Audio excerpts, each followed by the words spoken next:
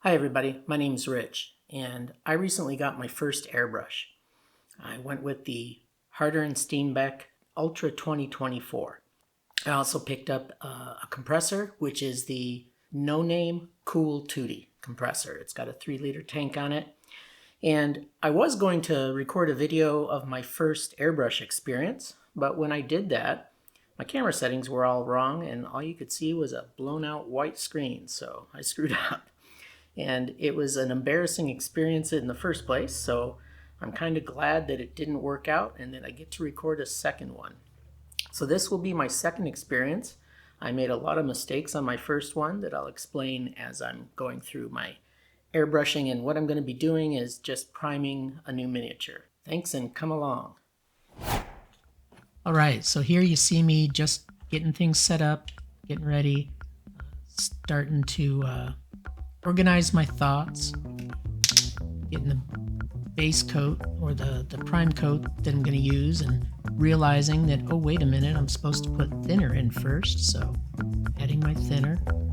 We're going to start with, it calls it medium gray, but it looks dark gray to me, so it's a dark gray prime base. And then I'm going to do some zenithal highlighting with that white that you can see in the picture or video. So I was supposed to talk to you about what happened the first time, and what happened the first time is I did my video of me talking at the beginning, like you saw a moment ago, and then when I went to film this, I didn't change any camera settings. I just pointed it and sat down and started trying to paint because I was in a hurry and I was nervous and wasn't thinking. So the one thing that you'll notice here is I've got the paint and the thinner in it, and I just tested tested the airbrush to make sure it was coming out properly. So anyway, you'll notice that I put down white sheets of paper as a base to my little booth there. And those white sheets of paper make it really hard to take video or photos of the inside of that. So next time I'll probably just use newspaper, and the video will look much less dark than it does right now. And I could have changed my metering, but instead I just went with it. And what you'll notice here in the video is I'm getting some initial swatches down of the dark color. And what this has actually helped me with is that it helps me realize what I'm doing wrong, because I'm using the airbrush on the prime setting. Now you'll notice when you look at the miniature here that it's shiny. That's because I've got too much paint on it. And after looking at this and editing all the video, I've realized that I'm putting the airbrush too close to the mini. And at this point, you'll see me trying to make the thinner or the cleaner backflow into the pot. I've seen everybody tell me that you should do this to help with cleaning the pot, to help with mixing your paints, but this airbrush has 4 holes around the housing of the needle. So trying to block all 4 of those holes plus the front hole, that's 5 holes, it's not easy to do. And I think next time I need to use a paper towel instead of a sponge. Now here I'm just going through the process. I think that's my cleaner. I think I'm cleaning right now. Yeah, I'm trying to do that backflow thing, and it's working now, so that's good.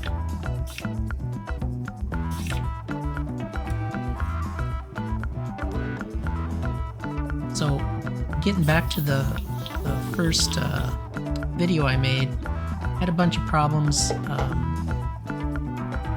Basically just understanding how much thinner, how much paint, and I also realized during that process that the black was very, or the dark gray was very, very thin. Here you see me just putting the thinner in and the white primer, and that white primer is very, very thick. So I'll probably use more thinner in the future. Here I'm trying to make it backflow to mix it. I I tried mixing with my brush. Oh, and here you'll notice that when I try to spray, the paint's coming out of the pot instead of out of the nozzle. So at this point, I realized I've got a blockage somewhere, a clot somewhere. I'm trying to figure out where. And what you'll watch me do next is I'm looking right now really closely at that needle housing, the cover that covers the needle. And as soon as I put my hand on it to take it off, I realized it was loose. At this point, I'm giving a good look at that needle, make sure the needle's okay, make sure there's nothing stuck on it. And here it's ironic that I'm putting another needle cap back on. I've been diabetic all my life, and I've put on thousands of needle caps on tops of syringes and other sharp, pointy things. At this point, I'm just going through the process of trying to clean out what I had already put in there, making sure that's locked down good, and you can see there that the air is coming out of the nozzle now instead of the pot. So I think in a moment I'm about to reach for my thinner and put more thinner in, and then put the white in again and try to get to the zenithal highlighting.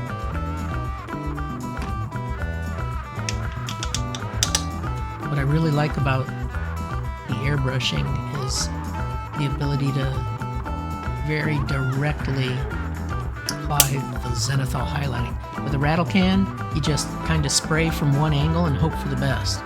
But with this, you can be specific about where you want it. When I saw the outcome after doing this, I was very happy with the outcome. Here I'm trying to do that backflow thing again, and that sponge just isn't doing the trick, so next time it'll be paper towel.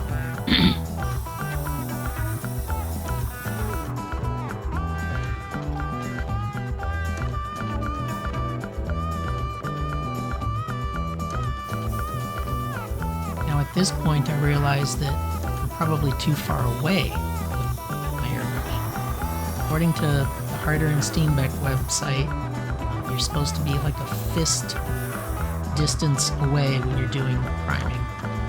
Maybe that's correct, I don't know. I hope that it is, because I've watched many of their videos and used them as training. So here I've got just a little bit on that back cloak, a little bit on the front face. I don't think I've got it in this video because I couldn't. The lighting's not good enough to do it, but you can literally look at this miniature down the character's arm, and you can see his eyes and his ears looking at you down the length of that bow. It's pretty cool. And I hope to be able to paint that well enough that you can pick it up and see it that way.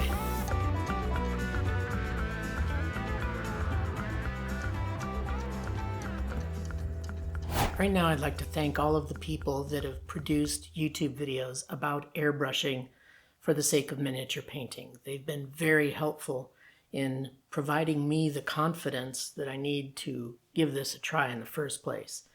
People like Tabletop Minions, Miniac, Ninjon, Vince Venturella, Squidmar Miniatures, and a bunch more. Oh, and the Harder Steenbeck web or YouTube channel, because the YouTube channel has lots of great videos. Warwick is the general manager there, and they've got great videos for people that are just getting started. I was very, very pleased with that YouTube channel. So now I'd like to just go over some things about this new airbrush that I've got, things that I wasn't really expecting to have troubles with. So let's see how I can do this. So this is the Harder Steenbeck Ultra 2024. And the odd thing that I've run into is that this back piece has come loose a couple of times while trying to use it. And the same is true of this front piece, which I must have gotten it on tight enough because now it's on there good and snug. This has also fallen out while I'm trying to paint. Luckily, I caught it before it fell off completely, but you've really got to push that down in there to get it to stay well. Didn't really expect that. And the other thing that is a little different, I don't know how other airbrushes are built or designed, but notice how the trigger is directly above the column. I don't know if this is normally designed this way, but because of that, when I'm trying to pull the trigger back, I've really got to scrunch my finger in order to get it to pull back. And I know that this has been designed for newbies to work this way, but it would be a lot easier if I could just draw it from the front, but it's designed not to let me do that. It's designed to go like this. So the other thing is, look how close my fingertip is to that bowl. I've got very small childlike hands, and my finger barely fits between the trigger and the bowl. Not to mention the fact that the bowl is very small compared to other airbrushes that I've seen. So that's all just things that I didn't really expect. So maybe I just need to crank these things down to make sure that they don't come out. I am a noob, so, but it just feels like this airbrush is very, very small. And like I said, I've got small hands, and it feels like my hand is crunched together trying to use it. So maybe I need a pistol grip. Do they make pistol grips for this brand or this model? Maybe I should look into that. I'll bet that would help. I know I've seen them for other airbrushes. Also, something I've noticed about this Pro Acryl series for the primers is that this is very watery and this is very thick. I don't know if that's normal or if I haven't shaken these enough, but I've shaken these to death, so I would think they'd be shaken enough. I found it odd that this was so thin. It was literally like dripping out like water out of the top of the bottle. This one dripped out like thick paint. So I don't know if that's normal. If you know if it is, please let me know. When I found this at the game store near Adepticon, which is where I just was last weekend, I was very happy to see this price on this bottle for airbrush cleaner from Army Painter. It was only $6.50. Most airbrush cleaners that I've seen have been like $15. But I've realized you go through this stuff like water, so I'm going to have to buy more of this, I see. And the thing I've noticed about using the airbrush that I do like is that when you're doing this highlighting for priming, you can be very, very specific about where your zenithal highlighting goes. Where when you do it with the rattle can, it's not precise at all. So I've done that in the past, but I really like how precise you can get. Now the drawbacks to using an airbrush is it's a huge pain in the ass. I mean, come on guys. It really is a huge pain in the ass when you've been painting miniatures for 35 years with a brush. Now I know that you can do things with an airbrush that you can't do with a bristle brush, so I understand that. I guess I just have to get over the work that it takes to do airbrushing. And here I am just priming, and I think it's a huge pain in the ass to clean it. But it seems like every time I try to airbrush, I have something go wrong that I have to fix while I'm trying to enjoy the act of painting. So it's not been easy yet. Maybe it'll get easier with time. I'm sure it will. Well, thanks for watching this far. If you have any advice for me, please do leave it in the comments, because anything that you can teach me, I'm willing to listen to. Well, I think that's a wrap, so stop watching me and go roll some dice.